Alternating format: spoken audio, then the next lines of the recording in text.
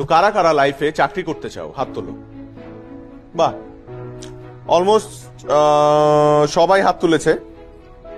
শুধুমাত্র তুমি আর তোমরা তিনজন বাদে, রাইট? ওকে, হাত নামাতে পারো। তোমরা তিনজন চাকরি না করে কি করতে চাও? বিজনেস। বিজনেস, ওকে। তাহলে বাকিদেরকে একটা সাজেশন দেই, তোমরা আজকেই তোমাদের সিভি গুলো এই তিনজনকে দিয়ে রাখো, কারণ একটা সময় এই তিনজনের কাছেই তোমাদের যেতে হবে চাকরির জন্য। দেখো, একটা দেশে সবাই যদি চাকরির পেছনে ছোটে, কেউ যদি ব্যবসা না করে, তাহলে তারা চাকরিটা করবে কোথায়? তাদেরকে চাকরিটা দেবে কে? সরকারের পক্ষে তো সবাইকে সরকারি চাকরি দেওয়া পসিবল না, তাই না? এখন একটা দেশের ইকোনমি বা তার জিডিপি পুরোপুরি নির্ভর করে তার দেশের উৎপাদন ও ব্যবসার উপর। দেশে যত বেশি ব্যবসা হবে, তত বেশি কর্মসংস্থান হবে এবং তোমরা ভালো ভালো চাকরির সুযোগ পাবে। তারপর আমি খেয়াল করেছি যে সবার একটা ভ্রান্ত ধারণা আছে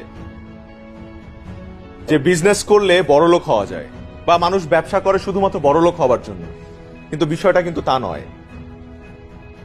ব্যবসা না করলে নতুন আইডিয়াস জেনারেট হবে না, আর নতুন আইডিয়াস জেনারেট না হলে দেশের ইকোনমি বা দেশকে উন্নয়নের শীর্ষে আমরা নিয়ে যেতে পারবো না। তো এই কারণে বলছি যে সবাই চাকরি চাকরি করো না, মাথা থেকে এই ভূত ছেড়ে ফেলো, উদ্যোক্তা হও, বি অ্যান এন্টারপ্রেনার। সেখানে দেখবে যে তোমার সম্ভাবনা সীমাহীন। আই এম সরি, আমি মনে হয় আবারও সেই বোরিং বক্তৃতা দেওয়া শুরু করে দিয়েছি। আর কোনো বক্তৃতা নয়।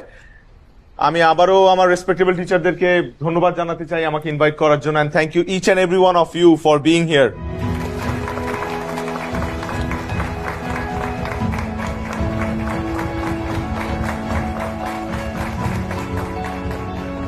ওকে, থ্যাংক ইউ, গুড লাক। আরে ফিউচার এন্টারপ্রেনার্স, কি অবস্থা? স্যার কিছু বলতে চাই। হ্যাঁ, বলো না। আচ্ছা দাঁড়াও, তোমরা কি আবার আমার বোরিং স্পিচ শুনে বিজনেস থেকে চাকরিতে ডাইভার্ট হয়ে গেলে নাকি? না না স্যার, আমরা আসলে আপনার সাকসেসের গল্পটা শুনতে চাই। এই পর্যায়ে পৌঁছানোর পিছনে আপনার স্ট্রাগলের গল্পটা আমরা একটু জানতে চাই। আমার গল্প?